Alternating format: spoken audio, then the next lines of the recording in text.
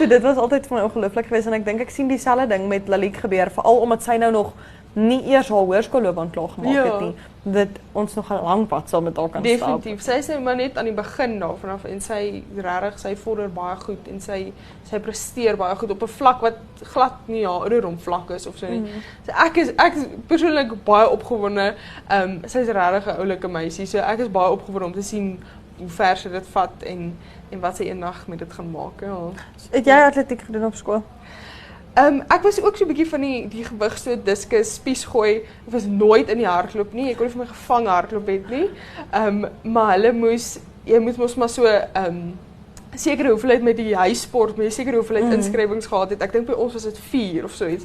So as dit nou klaar is met my diskus, my gewigstoot en my spiesgooi, dan was daar nog daai een en dan was dit altyd tussen die hardloop. Ek nou spring ek gou 'n bietjie ver, wat doen ek?